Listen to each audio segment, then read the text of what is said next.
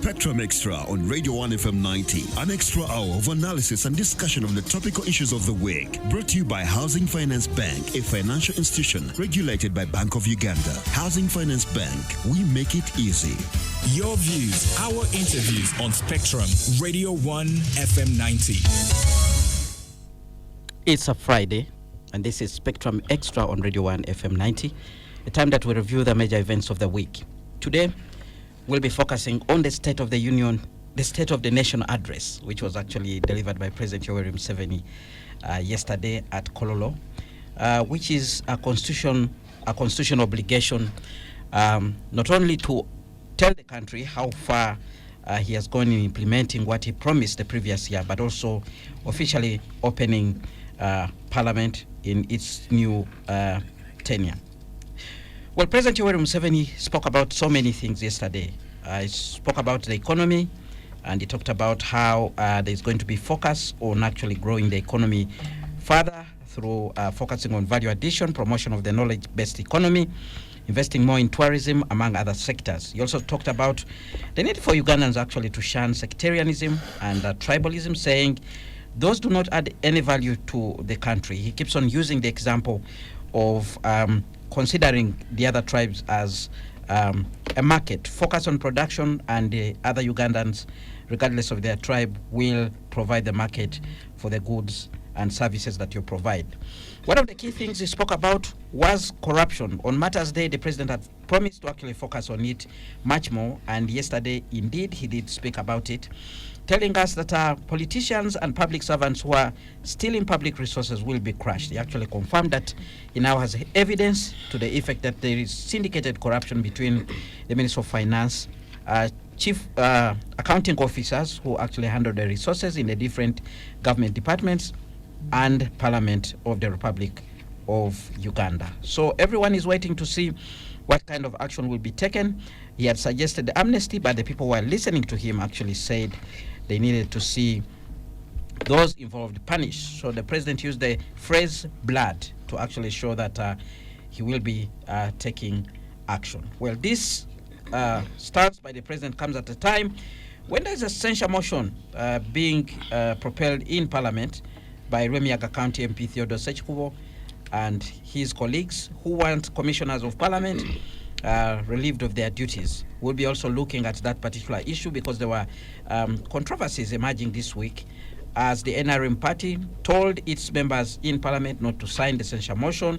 We also saw some colleagues of Theodore Sechikubo, other MPs who actually criticizing them for taking this step. But we also saw some MPs actually suggesting that they were likely to withdraw their signatures. One of them actually wrote to the speaker telling her that she had been misled into signing that censure motion. We'll also be looking at other issues the president talked about. Mercenaries, people working for foreigners, receiving money from abroad. The president also spoke about the issue of interest rates, but he also, most importantly, spoke about the East Africa integration agenda. His view is that political federation should be fast-tracked. And as you might have heard in our news there was an extraordinary meeting of the heads of state, and a decision has been taken that indeed political federation be fast-tracked. Will this be delivered in time, and why is President Yoweri Museveni determined to see this happening? I have a panel of 4. Let me introduce Dr. Fred Mukumuza, Senior Economist, Director of the Economic Forum of Makerere University Business School, where he's also a lecturer. He has been an advisor at the Ministry of Finance, Planning and Economic Development for quite some time. Good evening, and thank you very much for joining us, Dr. Mukumuza. Thank you, and good evening, our listeners, and some viewers out there, who knows. Okay, thank you so much for joining us. Ms. Charity Ahimbisibwe, Executive Director, Election Law Institute, Uganda Chapter. Once a journalist, always a journalist. Omuntu wa wansi, seasoned election observer. Good evening, and thank you very much for joining us today. And thank you very much, Ken, and a very good evening to all our listeners, those online and those offline. I'm excited to be here. Ms. Perry Aritua, Executive Director of Women Democracy Network, Uganda Chapter, lawyer, pundit on governance and human rights matters. She's also a seasoned election observer. Thank you very much for joining us. Thank you, Kenneth. Good evening, viewers and listeners, and my fellow panelists. Dr. James Tweheyo, Senior Officer in the Office of the President, also a member of the Central Executive Committee of the ruling NRM Party. where he represents workers. Good evening, Dr. Tweheyo. Good evening, everybody, listeners, viewers, and colleagues and friends who are with him in the studio here. Thank you very much for indeed joining us. Dear listener, be part of this show by sharing your views with us on our WhatsApp line, which is 0703 090. It could be a comment or question. The panelists in studio will respond to you. Now let's kick off this discussion, and I'll come to you, Dr. Fred Mukumuza, to give us your quick, comments about the State of the Nation address, even before we go deeper to look at the issues there. Did this address meet your expectation? Do you think it provides the clear picture of the state of affairs in Uganda today? Thank you very much. And I think State of the Nation, sometimes we expect so much into it. First of all, it's time bound. The president can't speak for 2 days to describe the state of the nation. There are times when you go to a doctor for a test and they can do some light tests, but there are times when they do deeper tests and say some results will come out after 3 days. So really, if you want to look at the state of the nation, it will be quite a lot of things to ask for, but the president has to give pointers. And so the sections he pointed out, he looked at the strategy, industrialization, knowledge economy and sorts of things, exports.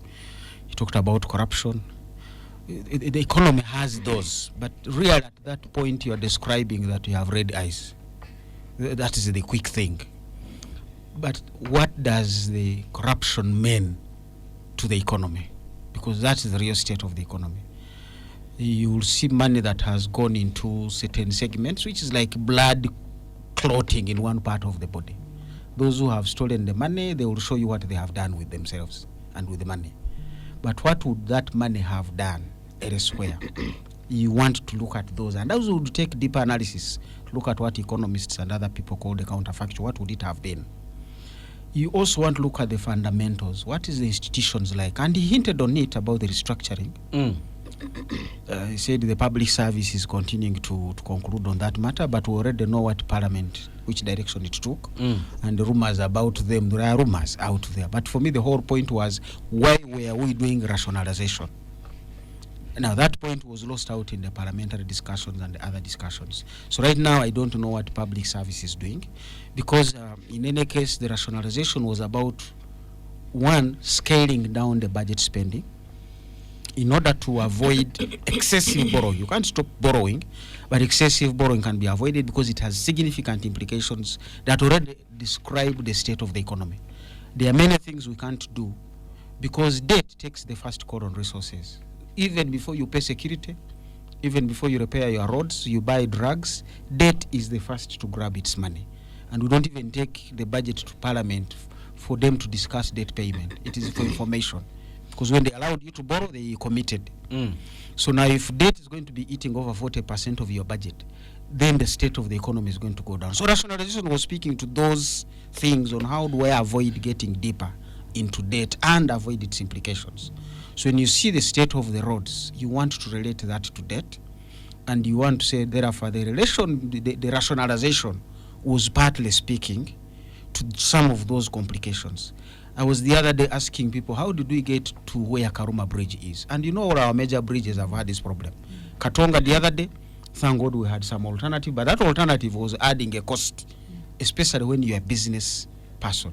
Me and you could easily drive through and people are like, hey, this countryside is beautiful. But for a person who drives a semi-trailer, to add that extra journey and the delays that were there is adding to their cost. Now, how did Katonga get to that level? These are bridges we should have replaced possibly 20 years ago. Now Karuma has come up. People are not seeing the implication of Karuma on the economy. Because remember, most of the trucks for business move at night. Yeah, true. They have been moving at night for obvious reasons. But now, they cannot move at night because the park, the last entry, is 6 p.m. So for somebody, even before you talk about that time lost of movement, you have added an extra cost if I'm going to Guru. To branch off from Masinde and add all those extra journeys to get to Guru and from Guru to Kampala. There's an eastern route. No, that is even a longer one as well. So you look at all those options. But you now imagine, forget about the business people. For them, they can easily accommodate that and cut their losses. Now, what we usually say, the state of the economy is related to security. And whenever there is war, the first thing your enemy goes for is infrastructure. They will bomb your airports, they will bomb your bridges. Now, here we are, we have really put ourselves into a dicey situation. What if the UPDF wanted to deploy either from northern Uganda to the south or from the south to northern Uganda? For whatever emergency, their tanks can't use that bridge. They also have to go through the eastern route and the north. Now, you put yourself into a very dicey, risky situation. Such bridges, which institution is supposed to be monitoring them to say the lifespan of this bridge was 60 years, 15 years are left, begin the replacement. The way we did it on the Ginger Nile Bridge. The other one was still functioning, we put a new bridge. Now, who is monitoring that? That's basically, for me, policy and institutions. And maybe we didn't get too deep into that, but as I've said, the president's mentioning of corruption, it is institutional. There are other issues of how do you restructure government to behave is policy. And it doesn't matter how big your budget is. Ugandan budget, the bigger it grows, the lower the growth rate. All right. Meaning the two are not speaking to each other, which is policy and institutions. So if you get into those, you get to understand the state of the economy. We'll come back to you to dig deeper. Perry, your initial thoughts about the State of the Nation address. For me, it reminded me of, an old radio, where you listen, but it's in the corner somewhere. The music is going on, but you have no connection. What I found missing was there was no connection to the population. In fact, just from the title, I didn't see anything about Ugandans. There was reference to the speaker, the prime minister, the dignitaries, but the Ugandan. There's no fellow Ugandans. Exactly. That's the word you wanted to see. Not even that. For me, I didn't see the issues that are currently affecting the ordinary Ugandan being addressed, and I didn't see the future. There's been a lot of talk about that was the layout of the Daily Monitor today. Yeah. If you saw it, the front ladies page. and gentlemen, The Wananchi. the Wananchi means who? Wananchi means the citizen. Whatever they are producing, that's what they set up. The citizen. The Wananchi. The thing is, it's even in Swahili. Your second national language. Me, I'm detached because I'm thinking, where do I feature? But in terms of content, I did not see the things that the ordinary Ugandan is grappling with now. The high cost of education, the issues affecting the health sector. I did not see, like the bipartisan dialogue that is required, especially in our politics. I didn't see that. We are going into an election. So for me, it felt detached. I didn't really see the issues that the ordinary Ugandan is grappling with properly reflected in that speech. Let's hear from Charity, your initial thoughts about the State of the Nation address. So I like the fact that what I hear from Perry and what I hear from Dr. Mukumuza, but I want to pick it up right from the Monitor newspaper. And the Monitor, I like the way they summarized it. That paper. And this is what they said. The paper that works for the enemy. President Museveni used the national address to praise the embattled speaker. This is what the Monitor newspaper, I'm quoting verbatim, of Parliament, Anita Among, and attacked activists who were involved in exposing corruption, despite admitting to evidence of a graft racket at the heart of the government, sidestepping key public concerns about crime, social services. The head of state asked Ugandans to keep calm, carry on working, and watch out for talking cows. That for me was the thriller. They are talking cows he has been seeing in the Monitor newspaper. He grabbed the copy for himself, and as he went to Kololo to give the State of Nation address, he saw some talking cows. But before we address the talking cows, what is the Monitor telling us which would actually have required many of us to call out. The president likes the Monitor newspaper, by the way, because he never talks about the new vision, but he does talk about the Monitor newspaper. Which means he reads it a For lot. which I think that he should not attack them. He should encourage them more and remember the article of 29 on press freedom and look like he's more of a protectionist than dismissive when he says he has seen talking cows within the Monitor newspaper. I think he should tell the Monitor, I like the way you analyze your things, the 3%, the 3% of inflation and how the economy is working. I think he should actually say, you Monitor newspaper, if you're not there, Uganda would be such a boring state for me, because at least you give me a bit of entertainment, you do a bit of analysis for me. That is what I expect the president to do, to protect more of the Monitor than to look like he is actually threatening them. Now, back to his speech. So the Monitor summarized it that way. And I want to go and pick on a few areas. If you pick the president's speech over the last 5 years, the State of the Nation address, you'll find certain common words he has used over and over and over. Let me just try to highlight only 7 of the words that appear more than 6 to 10 times in each of the speeches for the last 5 years. Number 1, sectarianism. Number 2, corruption. Number 3, NRM ideology. Number 4, democracy. Number 5, imperialists. If he doesn't say those things in his speech, it will not be complete. And then to sum it all up, he likes the word democracy, the real and the perceived. And I am always very intrigued when he talks about the real and the perceived, because you see, democracy has tenets, and they are just 4. 1, elections. 2, human rights. 3, citizen participation. 4, the rule of law. But now for him, he says there is a perceived and a real. So which one is perceived, which one is real, and on which basis is it being best? I like his speech. Now, I have given you a scenario basing on his basic, exciting words that you'll always see in the State of Nation address. But that said, I think that the president has mastered the art of reverse psychology. If you read this speech, at one point he speaks and says, there is corruption and I'm going to crush them. These public officials, I'm going to crush them. They are corrupt. I've seen them. I've seen a racket in finance that is working with Parliament. Before long, he's now saying on the other side, we need to protect, and I want to take him verbatim, we need to protect the young cadres. He said we need to protect these young cadres who are making mistakes even when they are corrupt. We need to protect them. Now he's going to crush them. Now we need to protect them. Then he comes out and says in the recent budget process, the Parliament came together, they rationalized the budget, they synthesized this budget.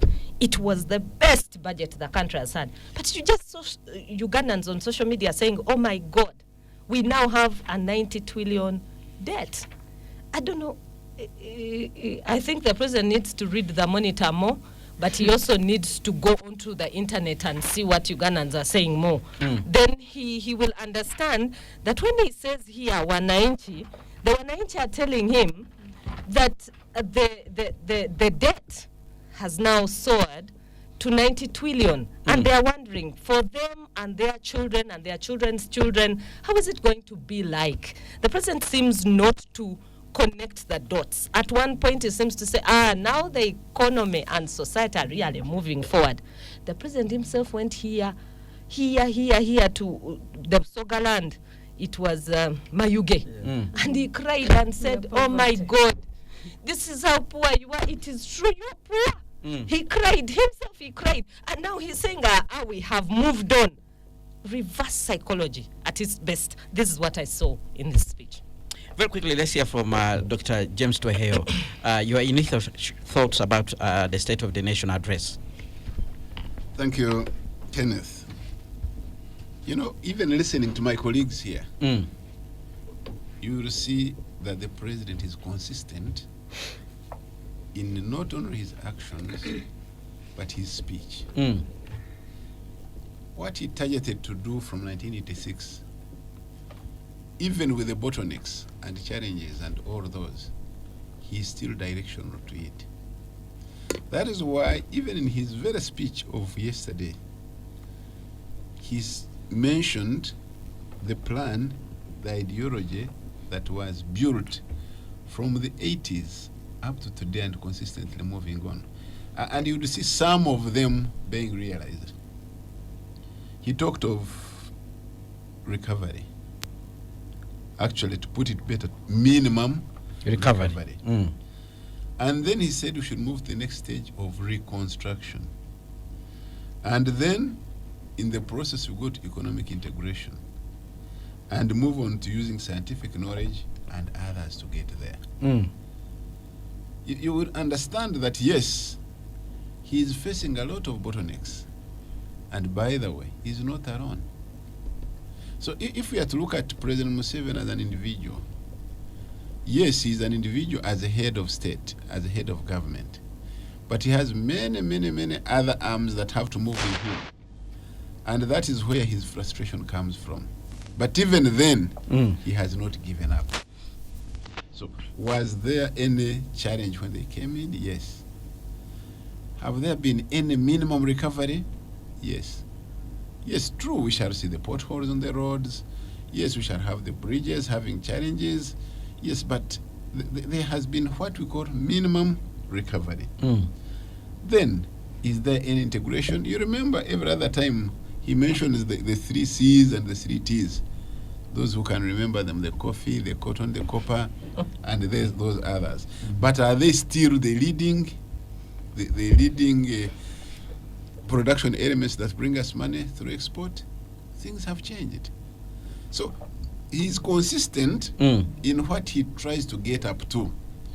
But he's also one of the most frustrated, All right. because quite often when he tries to move on, he has a number of things that pull him back. All right. And that's what he must fight, grapple with, to disentangle himself out of them and move on. And one of them is clearly corruption. And All right. he admits that. All right, Dr. Tweheyo, do hold it there. Let's go for a break. When we return, I'll give you more time to actually conclude your point. Stay tuned, Radio 1 FM 90, but keep your comments coming via WhatsApp line, which is 0703 090 090. Stay tuned, Radio 1 FM 90. We'll continue after this break. Spectrum Extra, Fridays 7 to 9 p.m. on Radio 1 FM 90. Spectrum Extra, Fridays 7 to 9 p.m. on Radio 1 FM 90. Thank you so much for staying with us on Spectrum Extra live on Radio 1 FM 90. Review of the major events of the week. Focus on the State of the Nation address delivered by President Yoweri Museveni yesterday. My guest, Dr. Fred Mukumuza, Ms. Charity Ahimbisibwe, Ms. Aritua, and Dr. James Tweheyo. Before we went for the break, Dr. James Tweheyo was on the microphone making his point, and he had reached a point of corruption being a challenge. And this is where we want to dig deeper on this issue of corruption. And Dr. James Tweheyo, you take the lead there. President Yoweri Museveni promised to speak about this issue on Matters Day, and indeed it featured. You remember very well the contents of his speech, but one of the things people were surprised was when he suggested that maybe there should be amnesty for those implicated in that syndicate he talked about. That is the Minister of Finance, accounting officers, and Parliament. And when you look at that, that's the budgeting chain. Yeah, no, the president has always been consistent in his thinking, as I said. Even if you can remember, even during the Mabati saga, he offered an amnesty to those who admit to having made a mistake and return. Even in these all other things that we do, there are people who make mistakes. But when their intent and purpose were to do something good, although they are few, and those who make such mistakes admit to their mistakes, and they can pay. At one time, there was this gentleman who admitted to having stolen some money and eventually brought the money back. I think he had even got saved. And later, there was an argument whether he should be taken to prison. But he said, no, me, I admit, I can even go to prison. but I made this mistake, I stole the money, but the money is here. So kindly forgive me. That's the sort of amnesty the president always talks about. But there are some people who are outright thieves. But even with those, the president has always been consistent on getting facts. And these facts, sometimes, by the way, you know, these politics we go through are very, very interesting.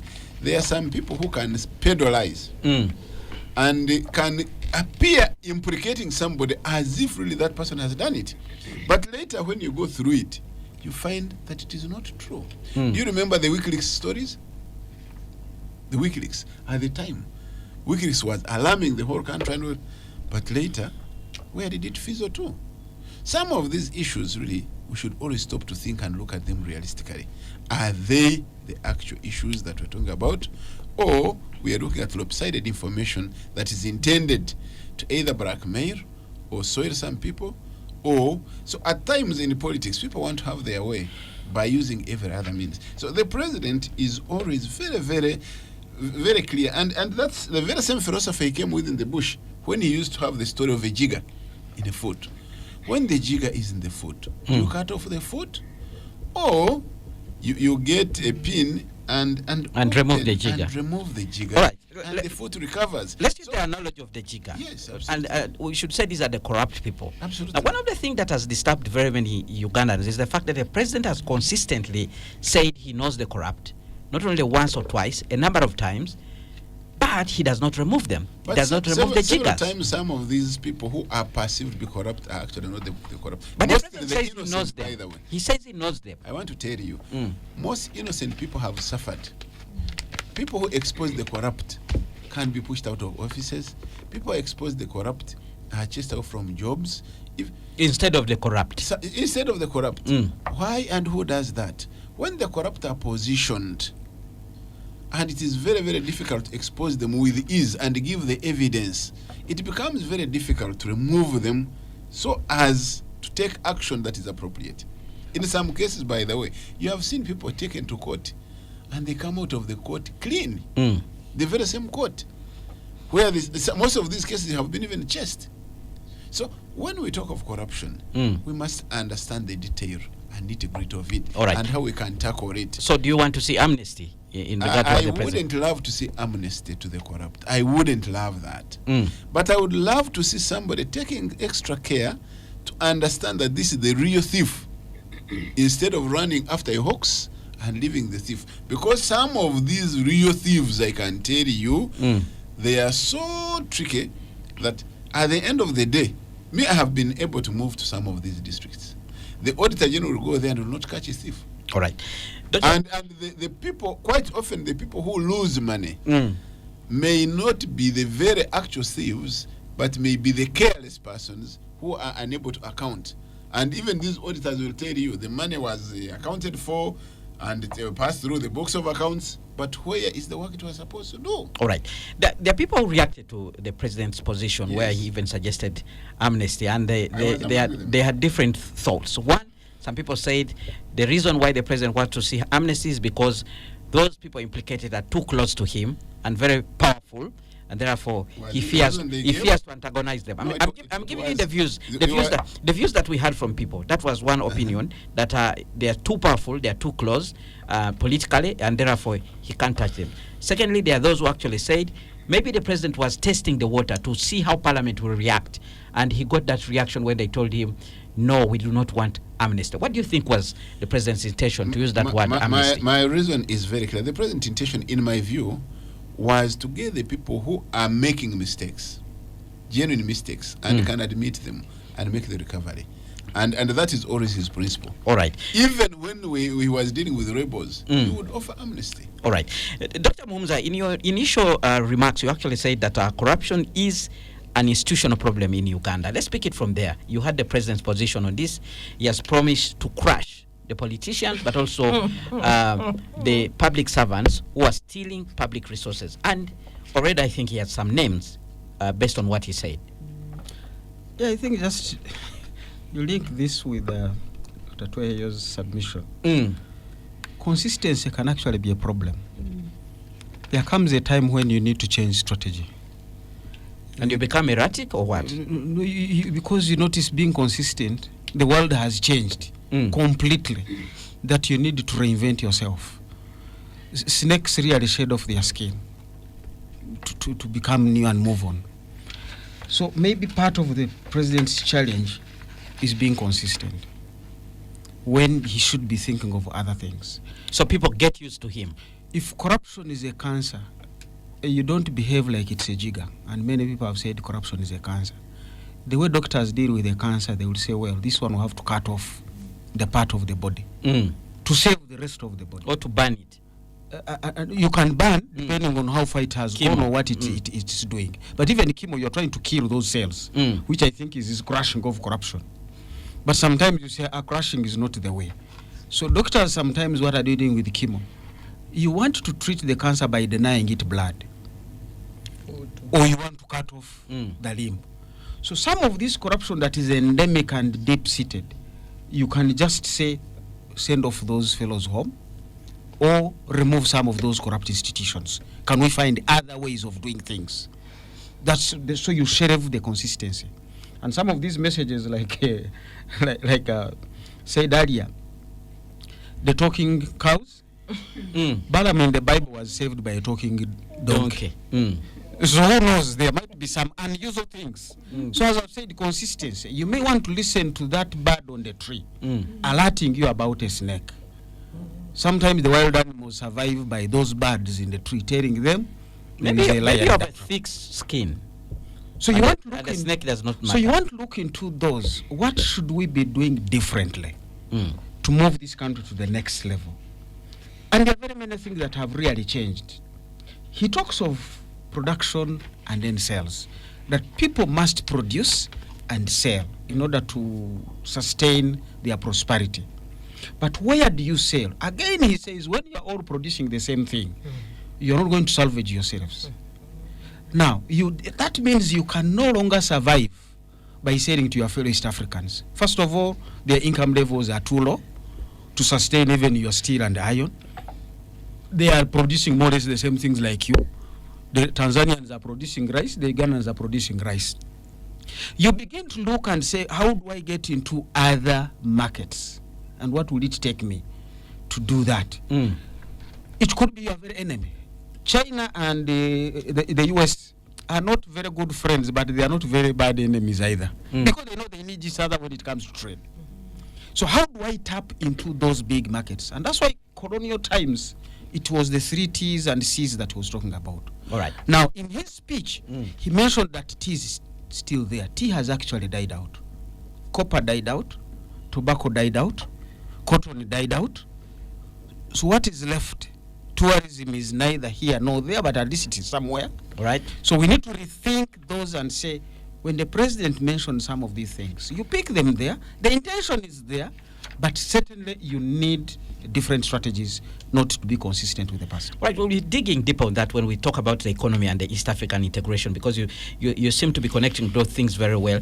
But let's conclude on this issue of corruption. Perry, what would you like to see now that the president has told us that he has evidence that indeed there's been corruption taking place in the country?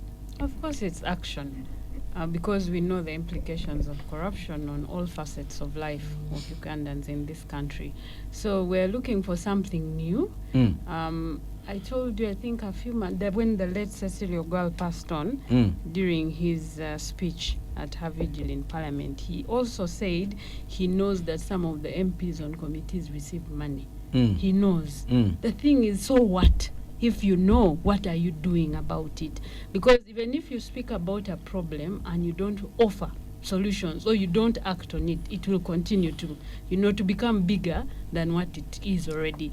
And if you just followed the conversations on social media, you can see people seem very agitated by the fact that he keeps mentioning the problem, but nothing is done. And then just, changing goalposts. Today you say those ones are mistakenly corrupt, then there are these ones who are dishonest. It's still stealing. There are those who invest here after stealing. Yeah, it's just stealing public funds and all those controversies. And then, no mention of the whole saga in Parliament that is ongoing right now. There's a lot of uproar about some of those things.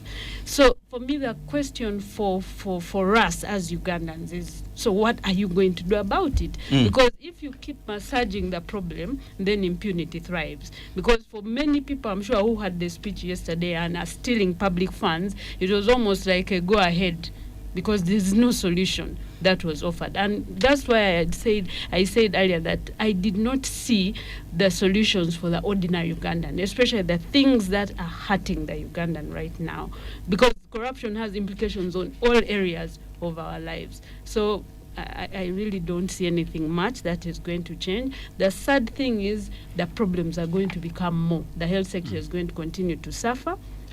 There are basic things that some hospitals are grappling with.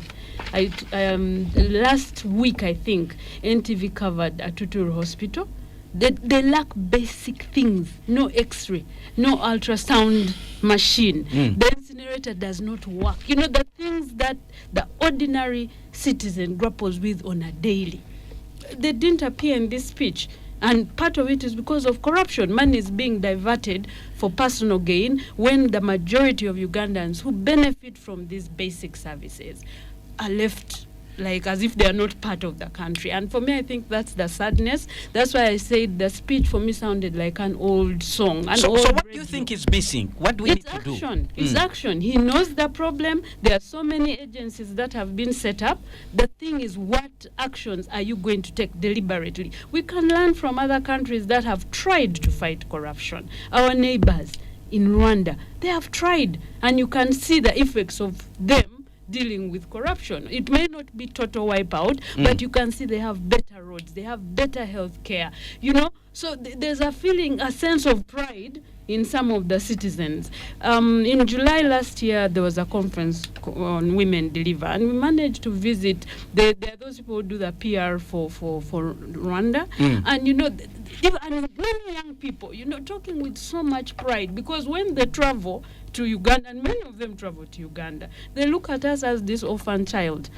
Terrible roads, drainage doesn't work. There were tourists who were also there in that conference. Some of them had come to visit Rwanda. And you know, the gorillas also travel between Uganda and Rwanda. And one of them said, you people, the gorillas are mainly in Uganda, but your roads are horrible. You know, in fact, one of them said, I hope they move more to the Rwandan side, because here we feel a sense of comfort. No, but an advantage, because if the roads are good and you reach them, you are going to disrupt them. That's why you come to Uganda, because the roads can't allow you to disturb their peace. The sadness was the loss of money from tourism. That's what I was looking at, because we have these natural species. If you do those roads, the gorillas will go away. And there's been a lot of talk about tourism roads in the budget. Horrible. All right. Let's hear from Charity on the issue of corruption. What do you think is missing? What do we need to do, looking at the statement of the president there? What is missing is known. Perry has just told you the president knows what to do. He needs to fix the problem of corruption. And he needs to listen to the talking cows. The cows are not just talking for the sake of it. The cows have a mandate under Article 38 to participate in the governance of their country. The president has a mandate under Article 99 and 98 to pretend over this country. The press has a mandate in Article 29 to report what is transformative in the country. But it gets unfortunate when the president stands and says that as part of fighting corruption, it's crucial. Imagine using the word crucial to save the amateurish political actors who come into politics without knowing that leading people does not mean carrying them on your head. I think that he needed to have rephrased his words better. I know many times he has told us he's going to crush them. When he came here on the Mabati thieves, he actually said, I'm going to crush them. Me, I believed. And when I sat here and said, I'm waiting for the president to crush these thieves, and I said, for once, now the president is really going to wield this big chiboko. He's taking down these Mabati thieves. And he wrote a second letter and he said, now I even have more confirmation on who is on this list. You're all out. I'm crushing you tomorrow. And the more he said that, the more I thought, it is real. It's no longer just perceived. But how it took a U-turn, I'm certain there are many Ugandans who are out there and they are crying like I cried. Maybe because maybe only two people left, Chitutu and Agnes Nandu. The list had more than 27 people. But Kenneth... Maybe he did analysis. The point, Dr. Tweheyo was talking these about. jiggers which he keeps massaging and failing to take out, the jiggers can grow, they multiply. But for some of us who had jiggers, it knows how to test in the other third finger, and yet it is the second finger. It's very hard to locate it. I had an opportunity to breed jiggers growing up. But we better not just laugh about the jig. You know, Kenneth, until you are in hospital and you face a bill of 30 million, and the people within your racket only can afford 10 million. I mean, can afford 10,000. I'm not talking about 10 million. They can afford 10,000 Uganda shillings. And yet you hear somebody else who spends 1 billion on a daily basis.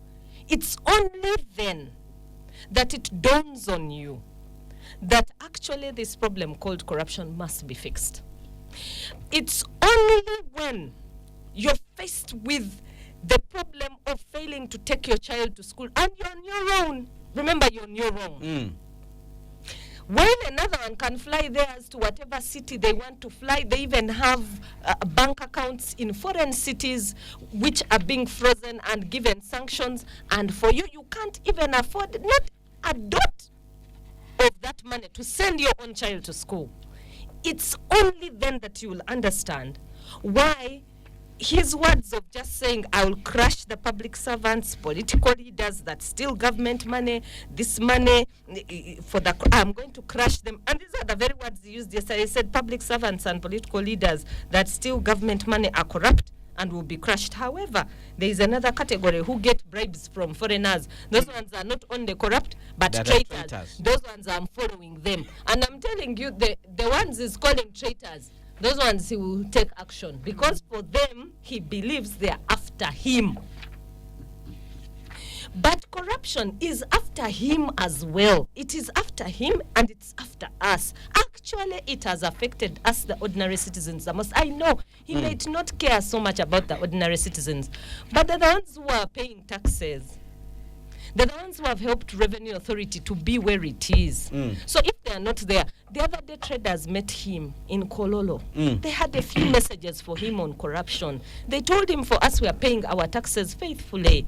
But you have your politicians who don't even pay tax, but they earn a certain amount of money. And we see it, we read about it in newspapers and hear what you're saying. So I think the first thing is that the president needs to reassure Ugandans. Actually, when he comes for the State of Nation address, that is what he's supposed to be doing. He's supposed to be looking at his promises he made to Ugandans and say, on this promise on infrastructure, these are the number of roads I have been able to construct. Now, when he tells us about sugar production and the number of tons of sugar and how much is left and how much is not being consumed, he should be able to tell us that, okay, do you know what the president said? Instead of telling us about that, what have we produced and what is being taken elsewhere, he just told us the following things. The president said that the NRM has managed to stabilize inflation. And that because it has managed to stabilize inflation, it is unfortunate that the person who was writing in the monitor did not see it. The other thing, he saw a cow talking in the monitor. When you see a cow talking, then you know Jesus is coming. A cow talking, saying that because we put taxes on imported dead people's clothes and other rubbish from outside, God is there. I hope God helps them to see and report the truth. I told you this about the donkey in the Bible. Now, now the president telling you that for him, the talking cow has told him about dead bodies and clothes on the tax on dead bodies, which has been put there. There were a number of people who were selling second-hand clothes. Now they brought in pseudo investors, and he knows the problem. He has seen it. People open shops. They claim they are producing as large-scale producers, and yet they are also running retail shops and keeping Ugandans out of those businesses. And he knows it. He was told. So now he comes on a State of Nation address and does not even address an issue like that. Instead, he talks about the talking cows. All right, let's hear from the listener who has been following this discussion. I'm going to read some of the comments and then we'll respond to them. We begin with Ronnie, who is in Mtungo. He says, in my opinion, in my interpretation of the Monitor front page, they made that the Sona was nothing because it showed nearly an empty page. Then we have another comment. Let us also agree that Mr. Museveni cannot ably fight corruption because somehow it feeds into his ego to stay into power. Then we have a comment. Good evening, Spectrum Extra. Dr. Tweheyo is talking of the president, talking of minimum recovery in the economy after being in power to close to 4 decades.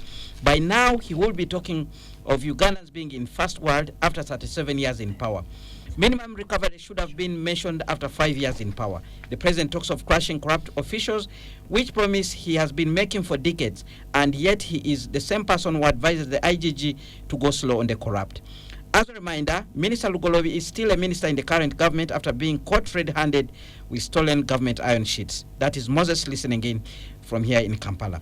We have a comment from Anthony. Good evening, Spectrum Extra. We are praying for the president for more strength and wisdom.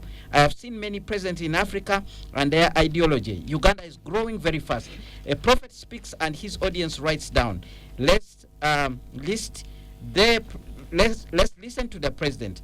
Honorable Semoju gave reasons why he didn't put his signature on the motion. Maybe that service award was passed by Parliament. Let's think well. Amnesty can be the way forward as we move on for one unity. Then we have Muto from Bombo. Charity praised the Daily Monitor for its analysis, but I think she just provided an epic analysis of Museveni's contradictions with the fight against corruption. More like during COVID-19 when he closed hardwares but cleared building sites to continue. Well done, Charity. We have another comment from Kauma Digo, who is listening in from Mitiana. Mr. Tweheyo, Germany's economy was shattered by World War II. By 1972, Germany had rebuilt her economy and was able to host the Olympic Games. For Uganda, 38 years down the road, Tweheyo and NRM are saying we are now moving towards reconstruction. What a shame for Uganda. Then we have a comment from Benon Fred Twinamasko. My puzzle is how President Museveni thinks that the money we borrow with currently a blowing up debt burden is donor money that has no problem being stolen. Our grandchildren will choke while clearing the debt, while the corrupt enjoy their loot. Thank you for the show. Then we have another comment. Good evening, Kenneth and the panelists. For now, I think we need to know corruption first. Sometimes stealing is called corruption. Corruption is to hire a person to open authentic doors, deployment of traffic officers in places where there are no roads. If you round kick, well, this comment is not very clear. Let's know corruption, then we solve it. It seems to say we should understand better what corruption is, then we'll be able to solve it. If you round kick the kicks that are taking... Yeah, I think that's what he's talking about. If you see round kick murderers controlled by registering, okay, he's suggesting that round kick murderers should be controlled by registering motorcycles. Those are examples of how to deal with corruption. Then we have another comment. I think President Museveni is just supporting the corruption. That is Grace Kabanda with that particular comment. I'll come to you, Dr. Tweheyo, very quickly for your response before we go for a break. Admission of guilt is the first phase in either recovery or in also if you are a sinner in what do you call that? When you admit your sins, then you are recovering from them. The president has admittedly said there is corruption. The president has admittedly said there are some evidential, circumstantial, and other situations where he has got evidence that there is corruption taking place. And that's where he wants to take action. The president, I will insist, is very, very careful on not injuring the innocent. And I can tell you, I will repeat this several times, there are so many innocent persons who are portrayed as innocent, as corrupt. Let me give you a quick example. That's also true. There is a point where one procurement officer declined to endorse the sale of government property. This lady has suffered She was pushed out of the job. She went and got another job. They followed her up there until it was discovered, until she made an alarm and said, look, you people, I'm dying under the heavy weight of resisting corruption. And of course, sometimes they can even trick them. The corrupt are very, very strong. They are powerful. And that's what the president insists. That's why he insists and says, no. So are you saying the president is scared like many other He's Ugandans? not scared, but he's careful in his taking actions. That is why his philosophy, that's why he said he's consistent in his philosophy. He says, yes, they are the corrupt. Yes, some of these are even taken to court. Even IGG and other institutions have recovered some money from this. All right. I'll give you a quick example. Another quick example. There's outright theft. Me, I used to deal with the teachers. The president gave the teachers money. This money was stolen outrightly by impositors. We insisted until the money has now been recovered and put to Bank of Uganda. These fellows were put in prison for about a week only. Thereafter, the DPP said, now we want evidence. But now we have produced evidence until that money is recovered. So it takes a long process. It takes a lot of prayers. If the prayers were fewer and they could be limited to say, look, like you say, this is the thief and run after the thief with even the evidence, you would be able to act. But Let's go once for you break catch now. a thief who is not easy to openly say, look, this is what he carried, it becomes difficult. Sometimes he can even turn back and you appear as if you are the thief. All right, let's go for a break now. When we return, we'll look at the censure motion in Parliament and also shift our gears to look at the other issues to do with the regional integration, but also the economy, like Dr. Fred Mukumuza had actually introduced us in that direction. So stay tuned to Radio 1 FM 90. We'll continue after this break. Spectrum Extra, Fridays 7 to 9 p.m. on Radio 1 FM 90. Spectrum Extra, Fridays 7 to 9 p.m. on Radio 1 FM 90. Well, thank you so much for staying with us. This is Spectrum Extra on Radio 1 FM 90, review of the major events of the week. My guest, Dr. Fred Mukumuza, Senior Economist and Director of the Economic Forum at Makerere University Business School, where he also lectures. Ms. Charity Ahimbisibwe, Executive Director, Election Law Institute, Uganda Chapter. Ms. Aritua, Executive Director, Women Democracy Network. Dr. James Tweheyo, Senior Officer in the Office of the President. Well, gentlemen and ladies, connected to this issue of the fight against corruption, there is the issue of the censure against commissioners of Parliament. We know the Honorable Theodore Sechikubo is leading that effort, collecting signatures. I'm not so sure where they are, but at least we knew before we came on. By yesterday, the signatures were around 145. They actually need 177.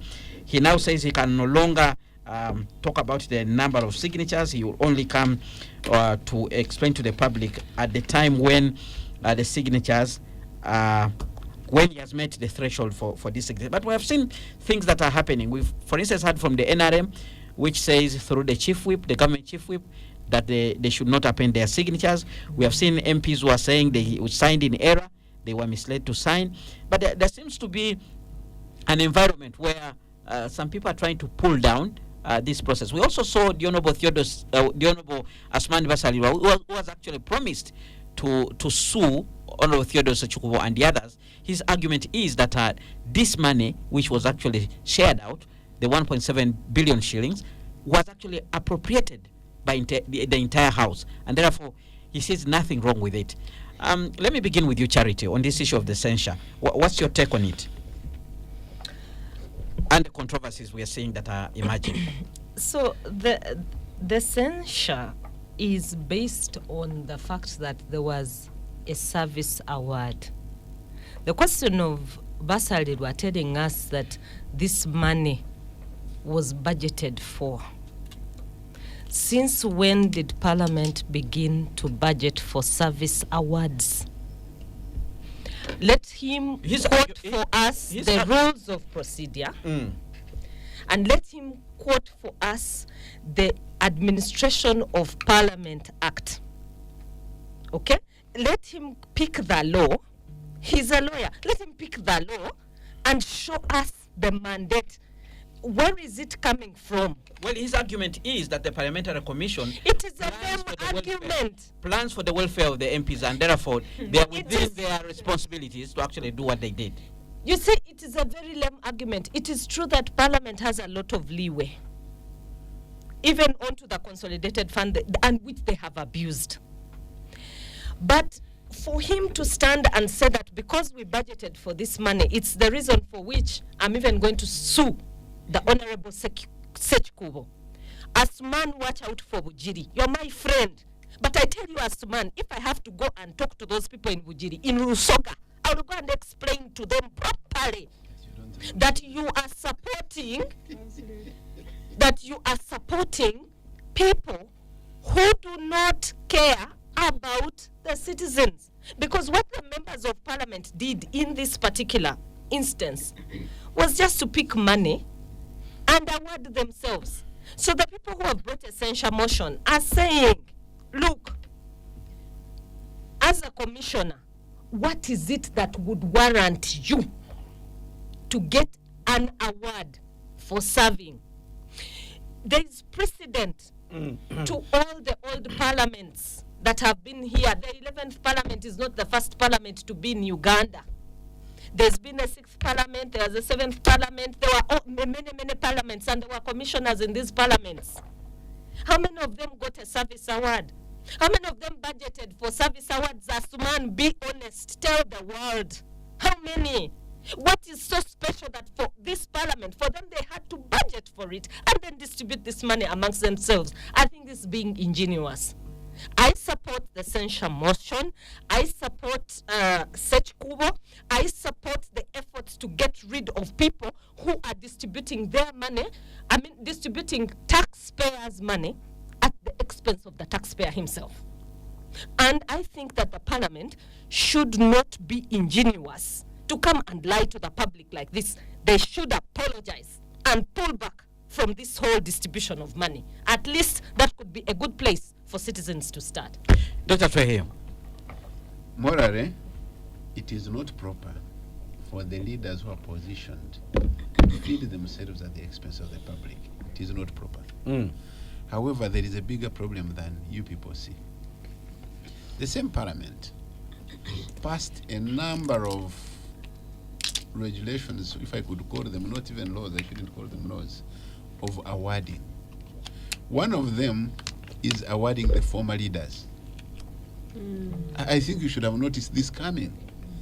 The former leaders were awarded, former speakers, former deputy speakers, former vice presidents. A number of them, up to today, are getting salaries. Some of who, when they are even presidential advisors, getting a salary here and getting those awards.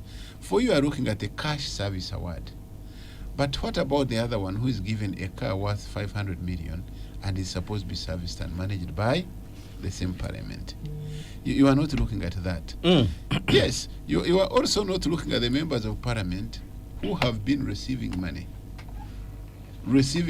Not even for service award, but they are given money to go to their constituencies to monitor something or to monitor nothing. So all those, I can see it failing for one reason. Because those who are said to be pushing for that are the very equal culprits, although in smaller measures in all these cases. So Parliament has been a little jumbled, in my view, in some of these scandals, which they do and try to justify them. Unfortunately, this is similar to what we are talking about corruption. Unfortunately, as I said, corruption is very difficult to dispel or to prove, and this same situation is one of the most difficult situations in Parliament, because parliamentarians, as they claim, are the ones who approved it, either bluntly, or it means what they are doing, they do it knowingly, but later when the situations become difficult, they deny them. So the question is, how are they to manage this situation? And by the way, when in Parliament it comes to eating, there is no opposition, there is no NRM. Eating is eating. They sit together and share. After all, even in that sharing, all of them shared, regardless of. And by the way, there have been questions here and there. Where was the leader of opposition then?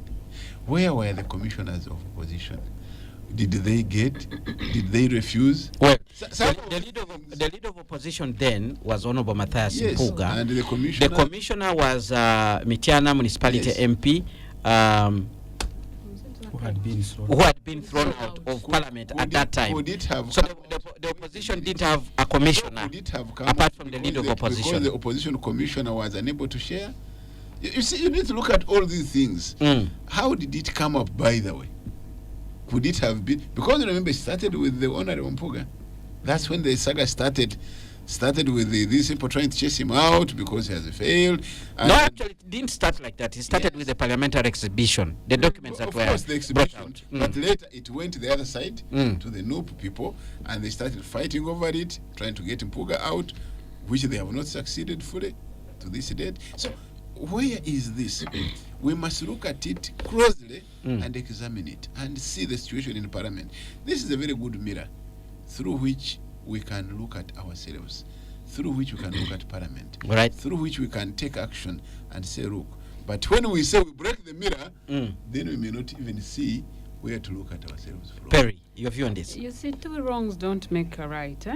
So if we say the ones who are moving the censure motion are not equally clean, at least they are trying. And I really want to applaud them, because for us, the citizen, we are looking at our representative. That at the end of the day, this money you are awarding yourself is citizens' money. You know, it's money which is borrowed from different countries to run this country. But what's wrong with actually leaders being awarded? No, it's not even in the rules. Like, why would you? It's morally wrong. Even if they had said there's a rule which allowed them. I mean, let's go back to the constituencies of these people who got those service awards.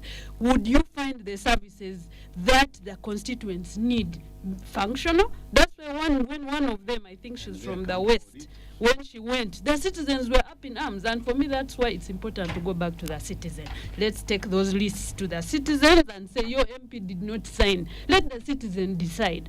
Because at the end of the day, these people are supposed to be the representative of the citizen. So for me, the argument where people keep saying they are all stealing, at least these few are saying, let us try and do something. It's like when you have sinned, there's where you ask for clemency. And you say, okay, let's start on a clean slate. They are trying. I want to applaud them. I know that even when we are grappling with women's leadership right now, at least I've had the Honorable Sarah Opendi, I've seen Persis Namuganza. You know, there are some who have said, okay, come what may. There's one a woman who signed and later of course, and that's why for me, those ones, the fight needs to be taken to their constituents so that the citizen decides, is this the kind of person we need? First of all, for me, that's being unprincipled, because the censor motion was tied to the list. So you read, that means you don't even read. Why do you sign things without reading the first page? So we take the fight back to the citizen to say, this is your representative. And you decide. The good thing, elections are just around the corner. Because for me, you know, if we keep the same people in there and they continue to abuse our money, we will not get anything in return. So let us try and change. Let's try and do something. And part of that is changing them. All right. Dr. Fred Mukumuza, your take on this issue of censure in Parliament, but also service award. As somebody who has worked around public service for quite some time, there are people are arguing and saying there should actually be a formula to reward people. The other day, the Auditor General, there was a motion in Parliament, a substantive motion to discuss his service award. You know, sometimes you can democratically legalize wrong things. It's all a question of conflict of interest. There are proverbs in our livelihood. You can't ask a monkey to rule over the case of a forest because it's conflicted. So the moment you sit as parliamentary commissioners to take a decision where you are going to be the beneficiaries, it's already wrong for us to follow governance. And that's why it should have ended. That the moment we are sitting here, the five of us, to discuss on a matter that benefits us, you want to hand it over to another.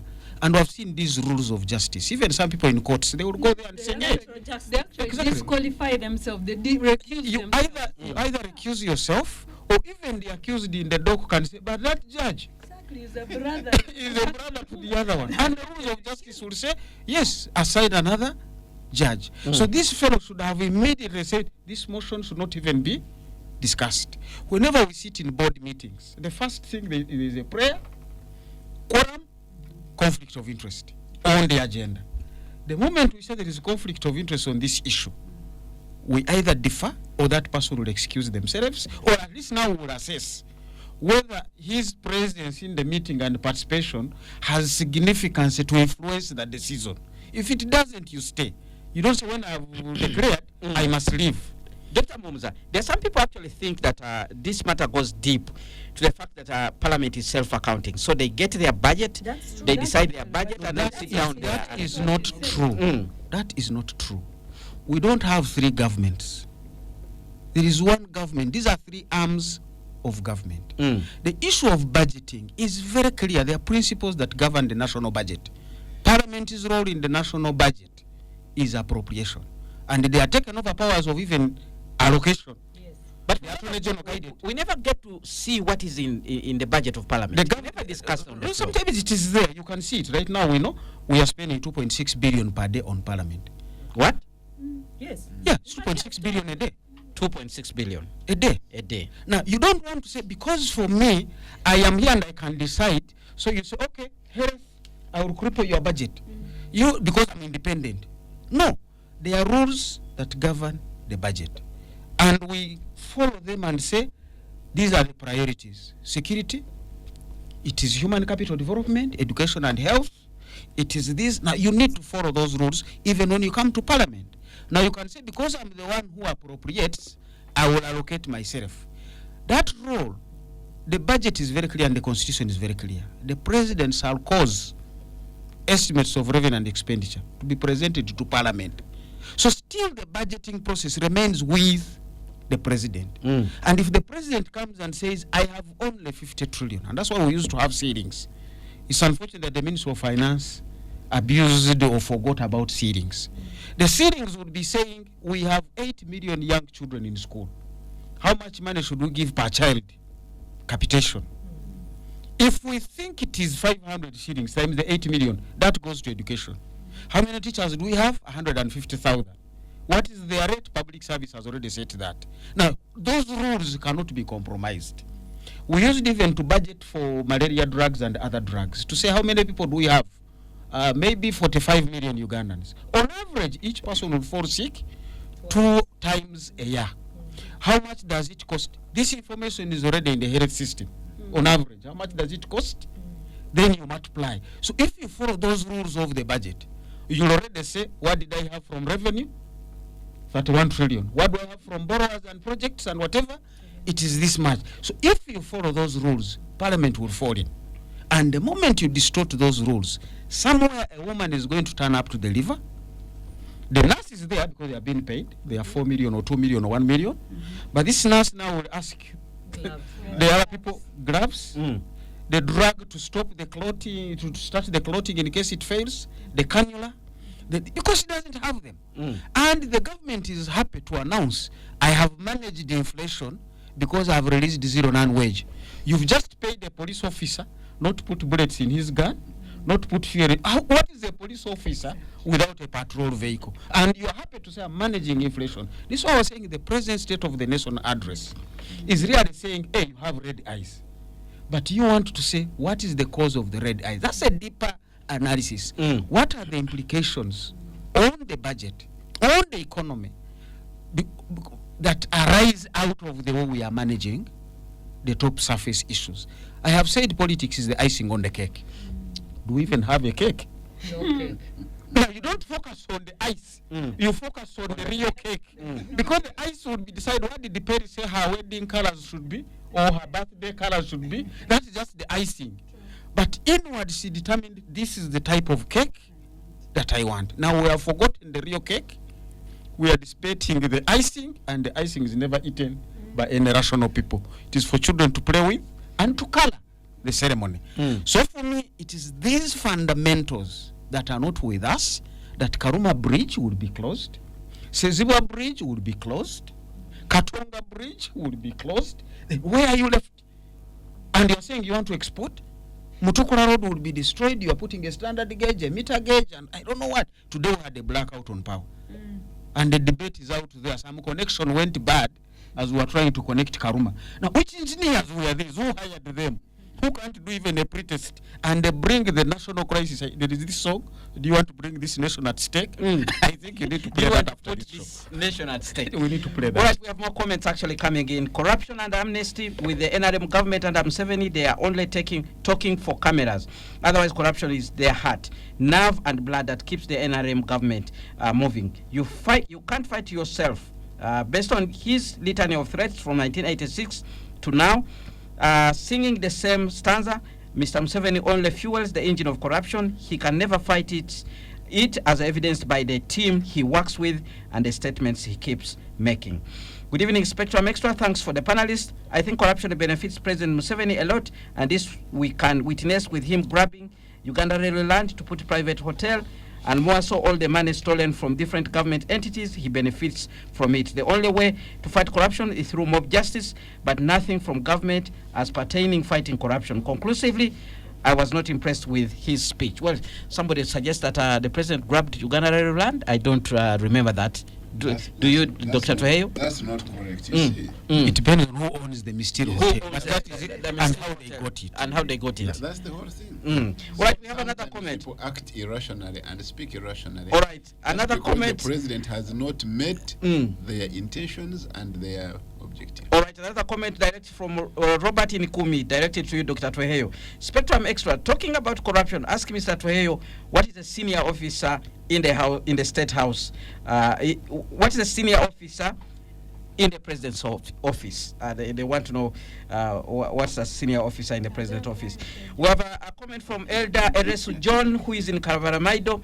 Cotton, tea, tobacco subsectors which provided employment, high tax revenues and incomes to different players in the economy are all dead. It's the reason why the levels of rural poverty is increasing.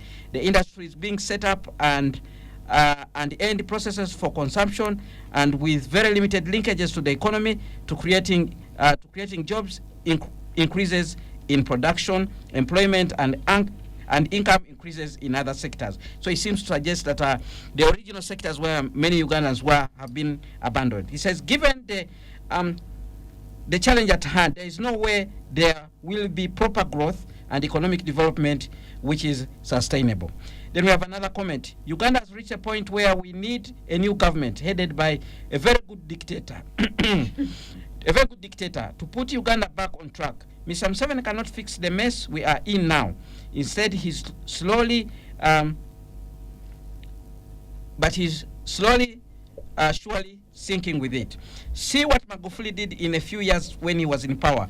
Sanctions are coming because donors see no action being taken, yet those programs, e.g. in the OPM, are donor funded. That's a comment from Chris, who is listening in from Mutungo. Well, gentlemen and ladies, let's now shift our gears and look at some of the other issues that we did not tackle in the State of the Nation address, and that's to do with the economy, but linking it up with the East African integration agenda. And I'll begin with you, Dr. Fred Mukumuza. You had already started on that leg, the economy, and the plan that the President put forward to grow it, but also issues to do with interest rates, issues to do with unemployment, issues to do with the poverty, like Elder Honorable Resu has suggested here, rural poverty is increasing. Are we on the right track, like the President has said? Rural and urban poverty are increasing, but as we said 3 years ago, COVID anywhere is COVID everywhere. If the poor, and the President has really mentioned quite a lot of things. Sometimes I really enjoy the President's speeches and illustrations. He talks of how they were producing milk, and there was that Indian who would take the milk from Mbarara to Kampala. They all chased that Indian because he actually gave value to their milk. Because milk is useless for you at the farm until it finds its way into the market. And that's why economists in their principles say the customer is the king. If you do not have a customer, you have no king in that kingdom. So if there is poverty, urban or rural, even the rich should begin to get worried. Because the rich can't consume their own milk. They can't eat that meat. They can't sleep in their own hotels. They can't move in their own buses. If the poor are too poor to afford even a border or a pickup or mineral water, then anybody in that country should be worried, because the system is not going to work. And your own property will be taken by a bank. So before you know it, you are as poor as the other poor people. So COVID anywhere is COVID everywhere. We need to be looking at that. The poverty anywhere is a very, very dangerous thing to all of us. I've already said economists in the developed world will even give money to the unemployed. There is unemployment benefits. And they will put minimum wages. It's not actually that they love those fellows down there, Mutuawansi. It's because actually the Mutuawansi sustains the system, but also empowers the Mutuawaguru. Because for the poor, the moment they receive their kamane, they are going to come and spend it on your own business. So we need to understand that economics, that the poverty rate is raising is a key concern. Inequality is even worse than poverty, because that means a lot of things are locked up somewhere. So we need to get back to the economic principles. Now you want East African integration. Who is going to buy Ugandan sugar? The president already has said 220,000 metric tons of sugar is surplus. How do you resolve that? You're not going to sell it to the Kenyans? They have their own sugar there. Or even if they don't produce, they have Brazil, and for them they can import. So you need to begin saying, hey, could it be Ruto was looking for some kind of alliance with the rich to become an ally in NATO? What is Kenya doing in NATO? So why should Uganda not be looking at some other bigger alliance to take away this sugar? Ruto is a very smart fellow, and the Kenyans have always been that. And I think the president, by mentioning the rich countries in Europe, were the first to be attacked by Germany, and they had to be bailed out by Russia. So which big player out there should we be allying with, that even if they decided to buy the smallest quantity from us, but because of their big market, they will have bailed us out? The tea sector, even as the president is mentioning value addition, people who invested in value addition in tea are now having their factories shut down. Their factories are being auctioned just because they can't access the markets. So we need to get to that conversation and say, what are the real principles that run an economy? And when I look through the principles that run an economy, we have a problem. And one of the major things that the president should be concerned about, we are now in a debt trap. And it's no longer a question of our grandchildren will be paying. We too are paying that debt. As I've said, debt has the first call on resources. So you have a 72 trillion budget. 46 of that is going into debt service, either refinancing, BOU repayment, interest payment, foreign payment, and amortization. Now you have no money left for you to repair your roads. Now you're the elites in town who are rich with your cars. Now you also are spending 6 hours because you can't go through the potholes when there is a VTs in front of you trying to negotiate that very deep pothole. I know for you can flash over it, but what do you do with the VTs in front of you? And this owner guy really has to go in slowly and come out slowly. A small segment of a road is going to be a problem. And really I pity KCCA. They are doing their best. I mean, it's the limited resources. But please, KCCA, let's find some money and pay those fellows, because for me, if they are not paid, even Wawa Guru will suffer. Spectrum X on Radio 1 FM 90. We're going for that break. When we return, we will hear the views of the others, Dr. James Tweheyo, Ms. Perry Aritua, and Charity Ahimbisibwe, as we continue to review the State of the Nation address, which was delivered by President Yoweri Museveni yesterday. Keep your comments coming, and when we return, I'll read out some more comments as we continue with the analysis. Spectrum Extra, Fridays 7 to 9 p.m. on Radio 1 FM 90. Thank you for staying with us on Spectrum Extra, review of the major events of the week.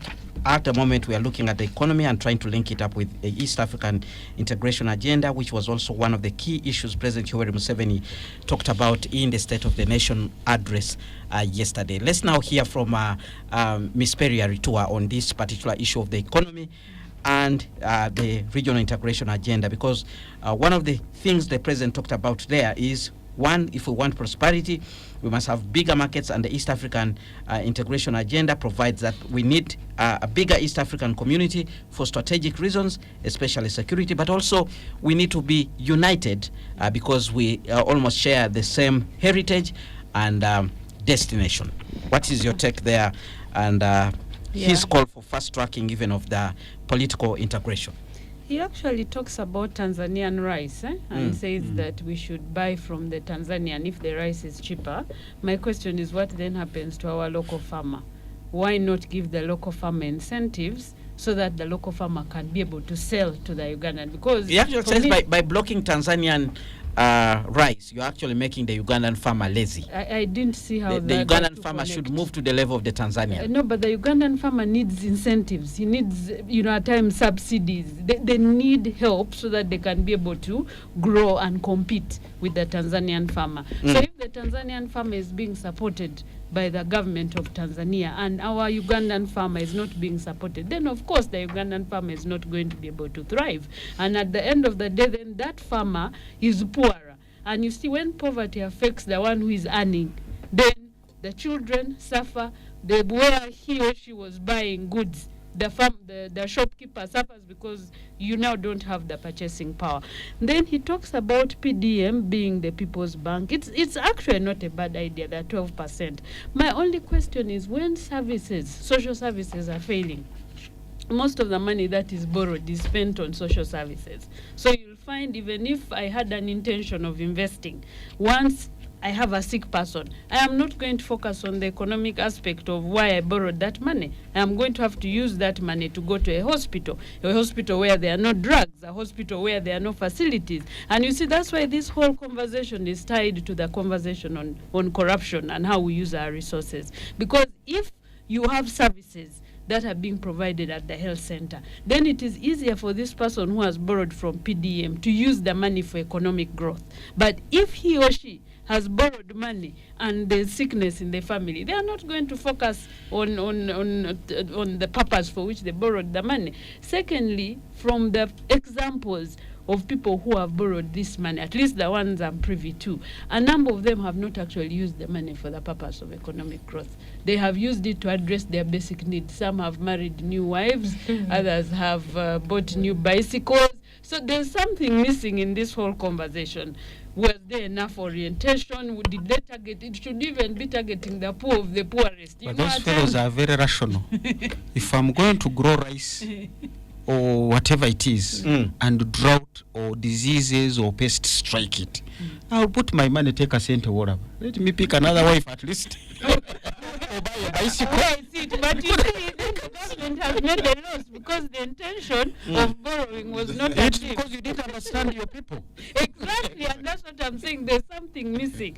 Now, I like the bit where he talks about the money lenders, because I have a number of colleagues who have fallen victim to money lenders. Not only the ones who are physically borrowing from an agent whom they see, but the ones who are borrowing online.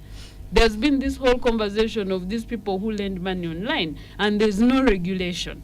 So it would be important to regulate that, because they have caused a lot of mental anguish. My only question is, how fast is action being taken to address these interest rates that the money lenders raise? And maybe the question is, why are people preferring to go to money lenders and not banks? The banks often still charge a very high rate. And you see, if we don't even, someone was telling me, I don't know if it's true, Dr. Mukumuza can actually confirm that Uganda has one of the highest interest rates in the region.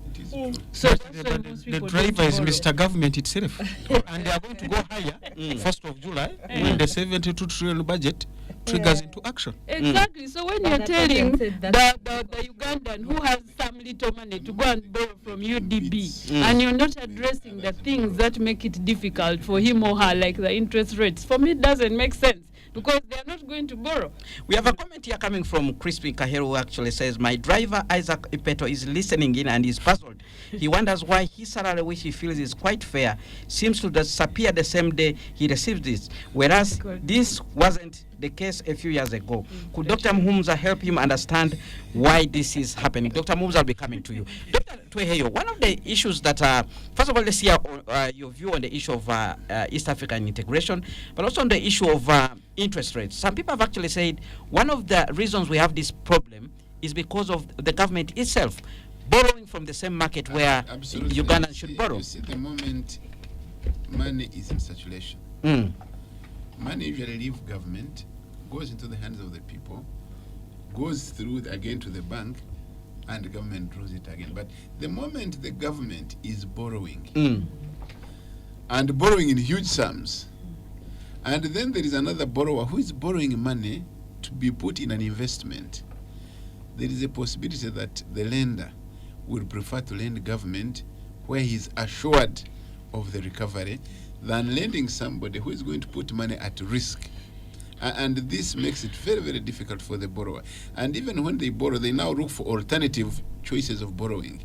That is why you see people running to money lenders. Quite often, money lenders are lending people who are helpless.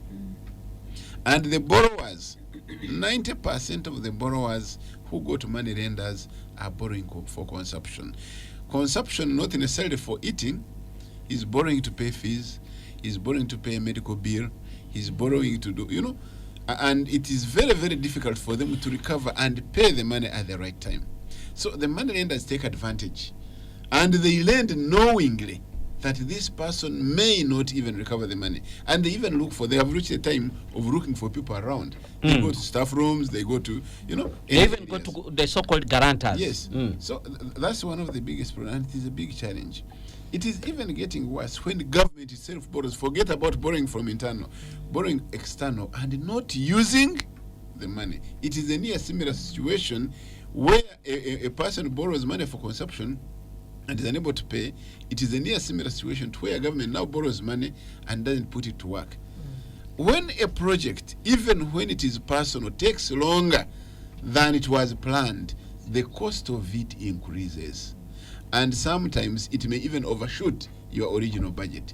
And this is a big challenge. We must look at this. You see some of these roads, you see some of these hospitals being built, you see most of these projects, quite often they are extensions. Go to these, even the roads that have been built in cities. A number of times, there's only Guru which did it in record time. And this goes back again to corruption. The money that is borrowed sometimes is first shared and eaten.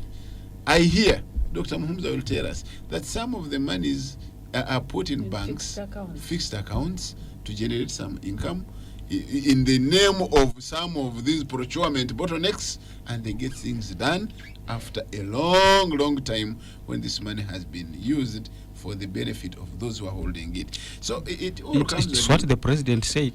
Finance, Parliament, accounting officers. It all comes to that problem.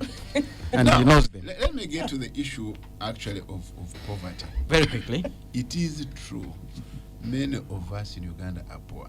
It is also true that even those who are earning from government are having money passing through their fingers. Yeah. The money drops on account that very day or that evening, the money is drawn. Actually, that's the cost of living. Yes, it becomes a little challenging. But then some of us have gone beyond our cost of living, and we are living beyond our means. It is also another difficult issue. However, when we talk of PDM, some people have not understood the 7 pillars of PDM. One of them is major production, storage, and marketing. And it looks, we have not put it to attention of the public, because the moment we do the production and we don't store what we produce, much of our losses are actually in post-harvest handling. And remember, PDM, much of it is going especially into agriculture, by the way, because the muntu wa wansi is where he lives, where he survives from, and gets going. And by the way, it could have been one of the reasons why we survived during COVID, if you all remember. It is interesting that during COVID, that's when you have the bumper production. That's when we have sufficient food. Maybe because the other areas like Sudan, which were not having enough from us, but there was that survival. So if this food we were producing and eating, if this food could be done well, properly produced, properly stored, properly marketed, the muntu wa wansi would get enough to survive on. I can tell you, even all those who are talking about earning money and spending, the moment you earn money, and this money is used for your own consumption, you'll never have any saving. So I want to add, I hope Dr. Mukumuza will explain to the other driver who is talking about it. The moment you earn money, however much money you earn, which you will use for your survival, especially feeding, paying fees, clothes, you don't have anything to save, forget. All right. You may earn a lot of money, but the moment your expenditure is higher than your income, you remain poor and even go in debts. All right. So let's hear from Charity. Your take on this issue of the economy, where we are, and the issue of the interest rates. So I think that for me, the president scores highly every time he talks about issues to do with the economy. He's very, very, I think, strategic in thinking when it gets to the economy. One, he talks about a knowledge economy. The problem is he does say these things. I wish he can implement them, because here, when he talks about the knowledge economy, he says we can increase production. And it is true, you can increase production through the knowledge economy. One of the things is the 50,000 NGOs that exist in Uganda, 50,000. But these NGOs are not being supported. Instead, they are being trailed. They're the ones, those are the imperialists, they're agents of the imperialists, they're the ones that are bringing down government. I think that if he supported some of these NGOs, especially the ones in water, food production, famine reduction, women support, because now he's talking about the GROW program. He has some money which has come in with the GROW program. If he didn't, It's actually not his money, it's World Bank money. yes, it's World Bank money, but No, it's not World Bank money. It's our money we have borrowed. now then the story gets better. But okay, so there is some money which has come in for the GROW project. But if he can't trust the NGOs because of all the factors that he might have assessed or has been informed by some security forces who sometimes also give wrong information, which I think they should guard against because it is working against development on its own, he can consider churches. Some churches, not all churches, because I've also seen that churches also have become a marketplace of confusion. So he can consider some churches and use them for projects such as the GROW project. GROW, if there is money, explain it to the people and then see who are you putting there who is not going to steal this money but is going to use it to grow other people. That is the thought behind the GROW project. So it is good that it's there. But again, you will see that the people who are benefiting are only those who are related to those people who are working within GROW, which is the problem.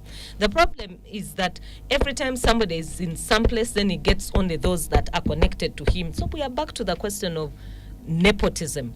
But if we could learn to think for the nation, how do we broaden this for everyone to get something? It would work for us. There is the fund for the women. If you critically look at this fund, it has been here for some time in the Ministry of Gender. We need analysis that happens on an annual basis. You see these NGOs which the president doesn't like too well. For them, they report. They report on a log frame.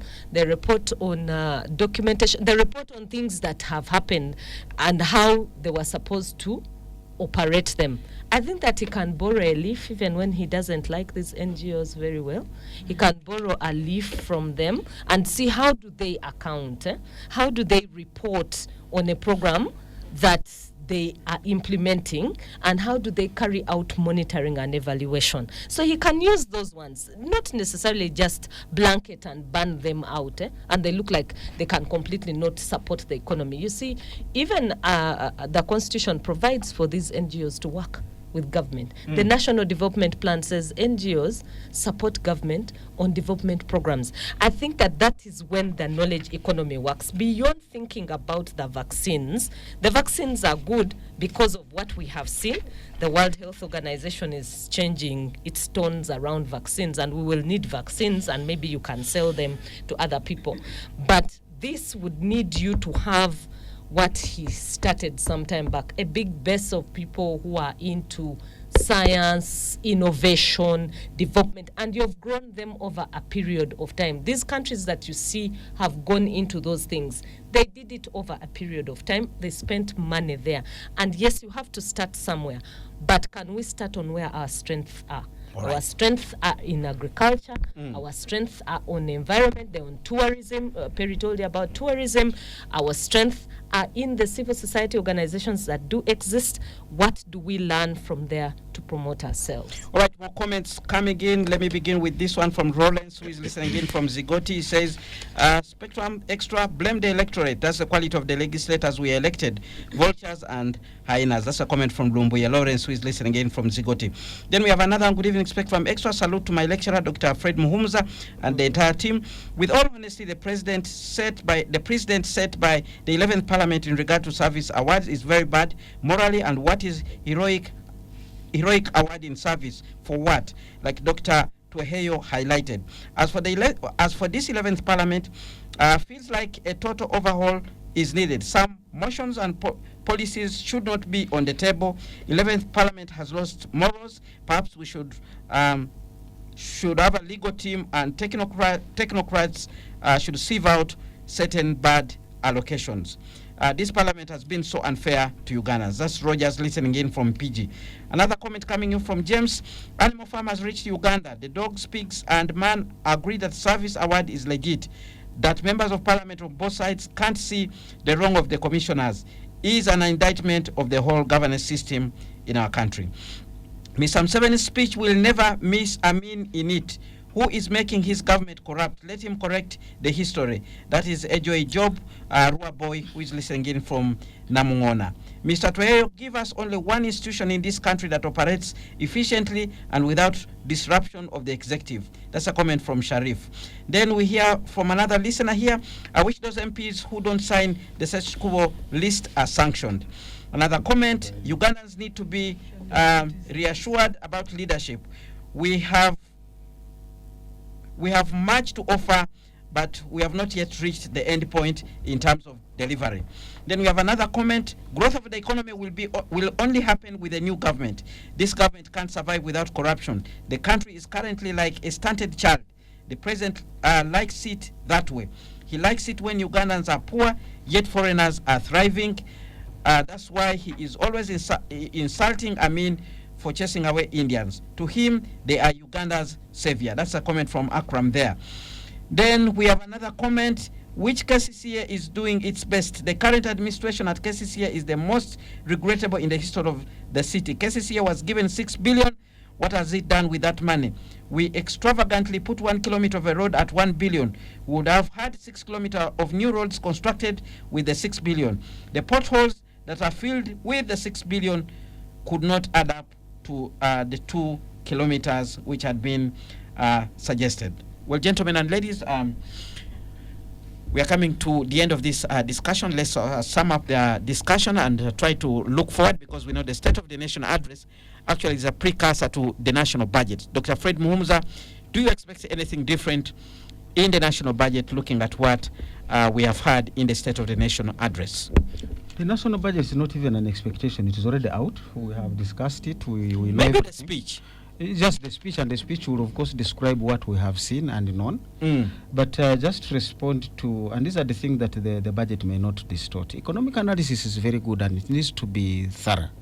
The colleague who said he thought his salary was fair, but it's no longer serving him. In economics, we say there is nominal money, the 20 shilling the 10,000 shillings that you have in your pocket. Real money is what can the 10,000 shillings do. Now, if you calculate just by using a liter of fuel, if anybody had 10,000 shillings 2 years ago, a liter of fuel was 3,800. So you would get 2.6 liters. Today, a liter of petrol is 5,400. You are getting 1.8 liters. In other words, you are 30% poorer in real terms, even as you still have your 10K. Now, that's where we say, if wages have not been adjusted upwards, people are poorer. Now, the rate of petrol may not have changed for the last 1 month. Inflation will be zero, or for the last 1 year. But remember, you are 30% poorer compared to earlier. And I hear people saying, because we have stabilized inflation, demand is going to come back. Demand can only come back if we increase wages. Now, my prayer that I would have loved to see in the budget speech is increasing the taxpayers you earn threshold from the current 235 to 500,000. That will come back through consumption taxes. We don't lose the revenue. But you have now given people a little bit more money to go and restore the 30% they have lost, to consume the things they had abandoned, and then you tax a little bit more. So I want to see those kinds of coming out. So much as inflation is stable, the loss of people's incomes whose salaries did not go up remains with us.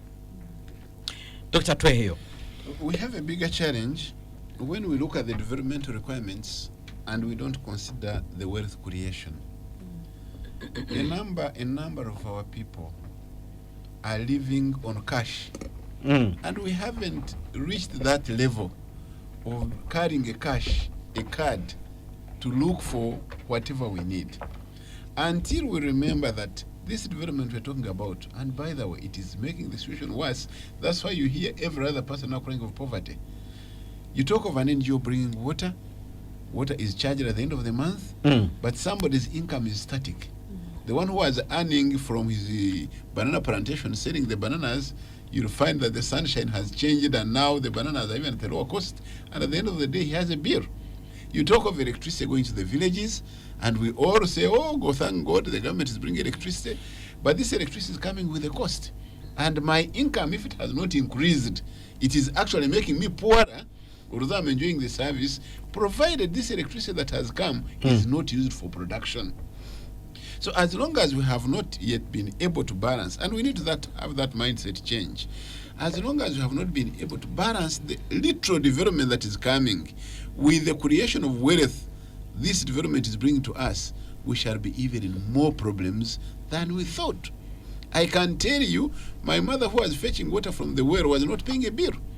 But this time when she has a tap there, she has the bill, yet her income may remain constant from selling a bunch of bananas or from selling just a cob of maize, and it becomes a bit of a problem. So we need to concentrate on the two, but also make sure that we have the mindset change of our people to make sure that there's that wealth creation element in us.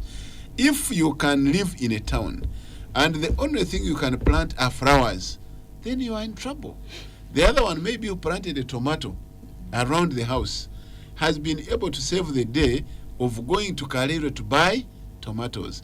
The other one who planted a fruit in the compound, an avocado fruit, instead of planting an ornamental tree, is benefiting. The other one who planted a sugarcane near where that water is flowing is better than, in terms of expenses, maybe he may have 500 shillings staying in the pocket that night.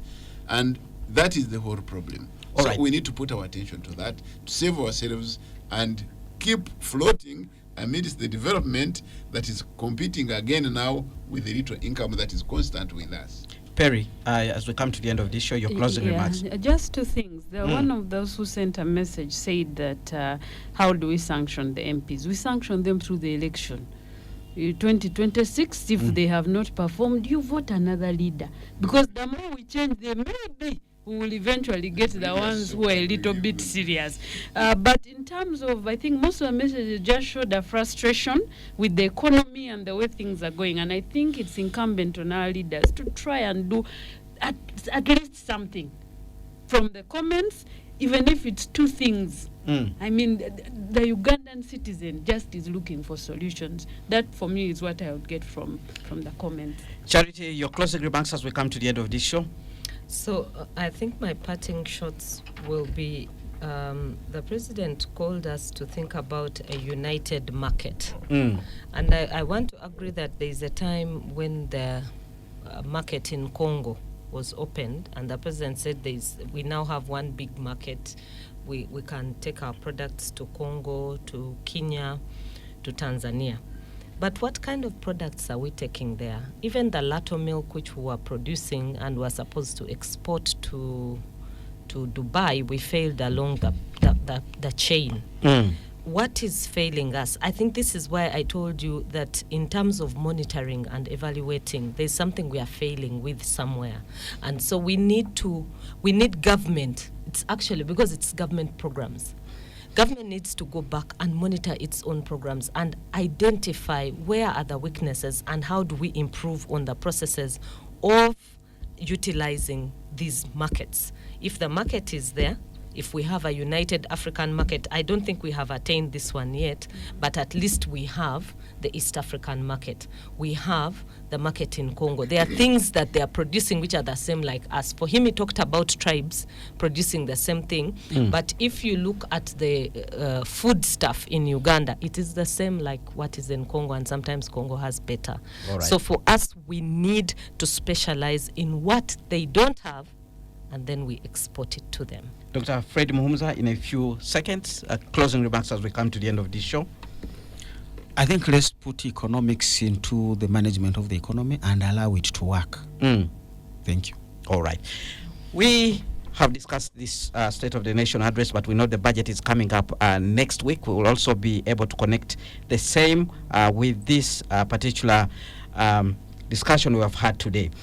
Good news coming in from Nambole, full-time, Uganda Cranes 1, Botswana 0.